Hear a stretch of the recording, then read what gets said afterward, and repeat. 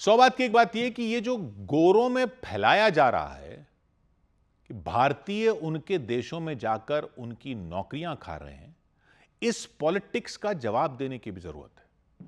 भारतीयों के मामले में तो देने की जरूरत है, इसलिए भी जरूरत है क्योंकि लोगों को यह लॉजिक ठीक लग रहा है कि भाई बाहर के देशों से अगर कोई उनके देश में आकर काम करेगा तो लोकल लोग तो बिफरेंगे ही। ब्रिटेन में तो एक पार्टी ही खड़ी हो गई है, रिफॉर्म यूके नाम की, जिसने इस बार के वहां के लोकल काउंसिल चुनावों में वहां की पुरानी पार्टियों को ही पीछे छोड़ दिया। और उसकी पॉलिटिक्स ही यही है कि ब्रिटेन अब ब्रिटेन वालों का ही नहीं रहा, बाहर से आकर लोग वहां बस रहे हैं। लेकिन इसमें फर्क करना जरूरी है कि भाई एक तो वो हैं जो गैर कानूनी तरीके से इराक से आ रहे हैं, सीरिया से आ रहे हैं, अफगानिस्तान से आ रहे हैं, अफ्रीका के सूडान से आ रहे हैं और भी कई अफ्रीकी देशों से आ रहे हैं। फिर वो पाकिस्तानी भी हैं और बांग्लादेशी में हैं। वो तो हो गया वहां का घुसपैठिया फैक्टर कि वो गैर कानूनी तरीके से जा रहे हैं वो लोग, और ब्रिटेन के लोगों पर बोझ बन रहे हैं। लेकिन ऐसे नेता लोग अब वहां भारतीयों को भी लपेटे में लेने लग गए। वहां के एक निर्दलीय सांसद हैं रूपर्ट लो, वो भी रिफॉर्म यूके पार्टी में हुआ करते थे। अब उन्होंने अपनी एक अलग मुहिम शुरू की है रिस्टोर ब्रिटेन के नाम से। वो भी यही पॉलिटिक्स चमका रहे हैं। उन्होंने कह दिया ये लाखों भारतीय और पाकिस्तानी ब्रिटेन में आकर ब्रिटेन के बेरोजगारों का रोजगार छीन रहे हैं। कह रहे हैं मुझे जिसको रेसिस्ट कहना है कह ले, जिसको नस्लवादी कहना है कह ले, लेकिन मुझे फर्क नहीं पड़ता, ये बंद होना चाहिए।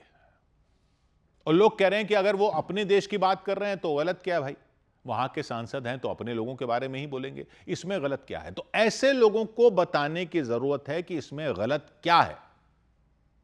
कौन से रोजगार छीन रहे हैं भारतीय? गोरों के रोजगार छीन रहे हैं भारत के लोग। कौन से रोजगार? उनकी कंपनियों के रोजगार। कहां से बनी वो कंपनियां? कहां से बना है वो अमीर देश? हमें गरीब देश के लोग बता रहे हो जो तुम्हारी नौकरियां ले रहे हैं, तुम्हारा काम धंधा ले रहे हैं। कहां से खड़ा किया गोरों ने ये काम धंधा जिस पर ऐंठ रहे हैं कि उनकी मिल्कियत भारत के लोग ले जा रहे हैं? औद्योगिक क्रांति से बनाया आपने। औद्योगिक क्रांति का पैसा कहां से आया था? तो इन लोगों की याददाश्त ताजा करने की जरूरत है। ये जो ऐंठ रहे हैं कि भारत के लोग हमारे महान ब्रिटेन में कैसे घुसे चले आ रहे हैं, इनको याद दिलाने की जरूरत है कि वो आए थे यहां पर, वो आए थे यहां पर, वो आए थे यहां भीख मांगते हुए, व्यापार कर लो उनके साथ। 400 साल पहले अंग्रेज जब भारत आए थे तो पूरी दुनिया की जीडीपी में भारत का हिस्सा जानते हैं कितना था? 25% था। 25%। दुनिया की 1/4 जीडीपी भारत से आती थी। सबसे अमीर देश दुनिया का भारत था। और ब्रिटेन का हिस्सा कितना था? 2%। सिर्फ 2% हिस्सा रखने वाला मामूली सा देश ब्रिटेन था। वो आए जहांगीर के दरबार में और मिन्नतें कर रहे थे कि हमारे साथ व्यापार कर लो। ब्रिटेन के राजघराने का दूत जो आया था 1615 में, सर टॉमस रो, वो वहां से तोहफे लेकर आया, घड़ियां, शराब, पिस्तौल वगैरह मुगल बादशाह को देने के लिए। तो दरबार में लोग हंस रहे थे कि कौन से गरीब देश से आया ये कोई दूत। उसने खुद लिखा कि व्यापार का समझौता करने चला तो गया भारत, लेकिन भारत को देने के लिए हमारे पास है क्या? ऐसी कौन सी चीज है ब्रिटेन के पास जो भारत में नहीं, जो हम उसको दे सकें? क्या व्यापार करेंगे भारत के साथ? खुद लिखा उसने, खुद लिखा उसने कि उसको भारत देखकर ही शर्म आ रही थी कि हम क्या देंगे इनको। कपड़ा भारत का दुनिया में नंबर 1 पर था। ढाका का मलमल दुनिया में मशहूर था। दुनिया में 25% कपड़ा भारत का बिकता था। समुद्री जहाज भारत जैसे दुनिया में कहीं नहीं बनते थे। बंगाल में बने जहाज दुनिया के सबसे मजबूत जहाज माने जाते थे। दिल्ली, आगरा, लाहौर जैसे शहर ऐसे थे कि दुनिया में ऐसे मॉडर्न शहर नहीं थे।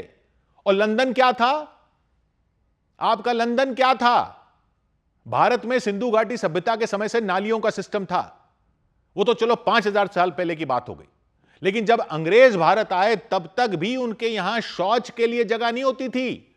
सीवर नहीं होते थे लंदन में। लोग घर में गड्ढा करके उसके अंदर शौच करते थे। जब वो गड्ढा भर जाता था तो मिट्टी डालकर दूसरा गड्ढा करते थे। लंदन में नालियां सीधा वहां की टेम्स नदी में गिरती थीं। जानवरों की लाशें नदी में डाल देते थे। गरीब लोग वहां के सड़कों पर खुले में शौच करते थे। 1858 में यह हालत हो गई थी कि लंदन की संसद बंद करनी पड़ गई थी। ब्रिटेन की संसद बंद करनी पड़ गई थी। क्यों? क्योंकि टेम्स नदी शौच से भर गई थी। पूरे लंदन में सांस लेना मुश्किल हो गया था, इतनी बदबू थी इन गोरे अंग्रेजों के प्यारे लंदन में।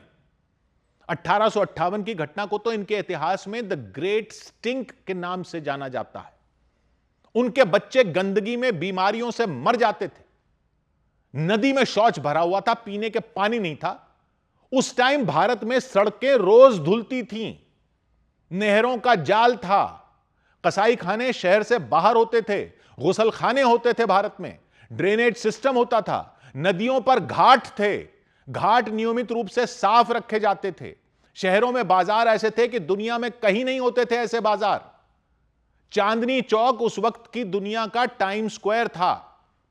इंस्टाग्राम होता ना तो सारी दुनिया आती वहां रील बनाने। बागों में फव्वारे होते थे। ये आए थे उस समय भारत के साथ व्यापार करने और युद्ध करके 1757 में ईस्ट इंडिया कंपनी को कब्जा कर लिया और भारत पर टैक्स लगाकर भारत को लूटा। भारत के टैक्स का बड़ा हिस्सा ब्रिटेन भेजा। भारत का पैसा ब्रिटेन में खर्च होता था, भारत में नहीं। भारत से सस्ते में कच्चा माल ले जाते थे, कपास ले जाते थे, नील ले जाते थे, चावल ले जाते थे और भारत के पैसे से ब्रिटेन में कारखाने खड़े किए। उसको कह दिया औद्योगिक क्रांति, इंडस्ट्रियल रेवोल्यूशन। भारत पर टैक्स लगाकर भारत का माल लेकर अपने कारखाने बनाकर उनका माल भारत में ही बेचने आते थे। जब आए थे तो भारत को देने लायक कुछ नहीं था उनके पास और फिर हमारे ही पैसे से फैक्ट्रियां खड़ी करके हमें ही माल बेचने लगे।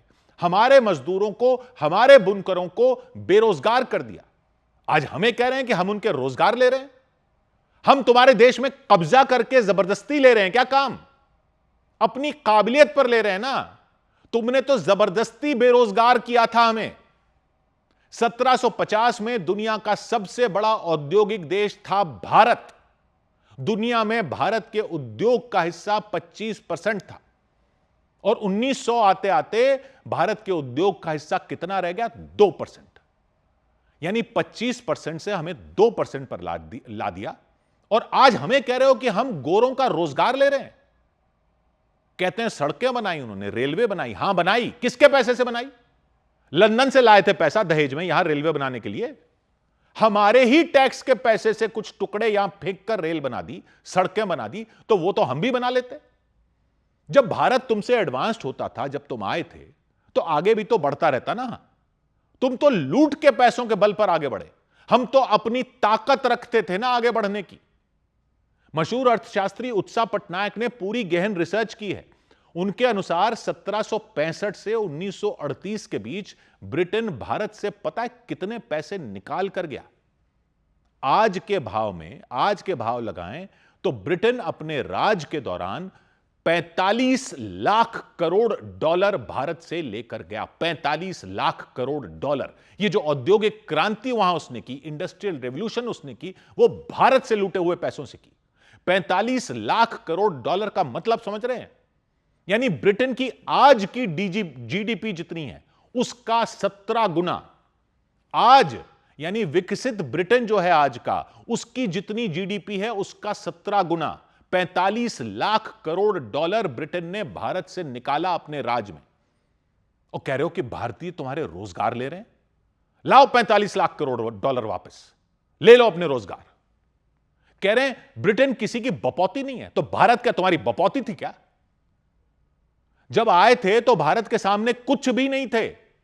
भारत को देने लायक तोहफे नहीं थे तुम्हारे राजदूत के पास। शर्म आ रही थी उसको। यहां जब गए 1947 में तो ब्रिटेन दुनिया की सबसे ताकतवर औद्योगिक शक्ति बन चुका था।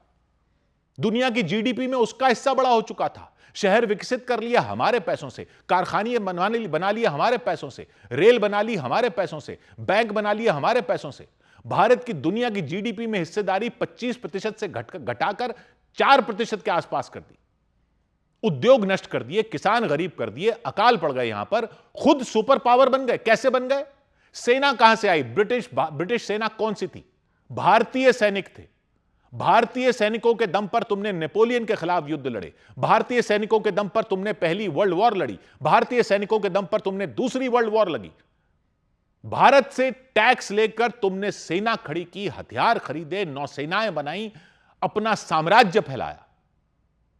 हां, कहने वाले तो यही कहेंगे ना कि अंग्रेज आए थे तो मुकाबला करते ना उनका भारतीय, यही कहते ना कि दम था तो रोक लेते अंग्रेजों को। अच्छा, तो फिर अब तुम क्यों रो रहे हो? अब क्यों रो रहे हो? दम है तो अपनी काबिलियत दिखाओ ना भारतीयों के सामने। तुम्हारे बच्चे अगर उतने नहीं पढ़े जितने हमारे बच्चे हैं तो हम क्या करें? तुम्हारे लोगों को रोजगार अगर इसलिए नहीं मिल रहे क्योंकि भारतीय ज्यादा काबिल हैं, तो करो मुकाबला काबिलियत पर। लेकिन ऐंठन दिखाने वाले तुम कौन हो? लूट के पैसों से अपना घर बनाने वाले कह रहे हैं कि जिनके घर से लूट कर आए हैं वो यहां ना आए, लूट का माल वापस करो। फिर 45 लाख करोड़ डॉलर बकाया बनता है, पूरा ब्रिटेन भी बेच डालोगे ना तब भी ना दे पाओगे। तो भारतीय तो सभ्य तरीके से काम कर रहे हैं, कानूनी तरीके से काम कर रहे हैं, तुम्हारी तरह लूट नहीं रहे वहां पर। तो तुम जो एक और चीज देकर गए हो ना, अंग्रेजी, उसी अंग्रेजी में 2 शब्द सुन लो, शट अप।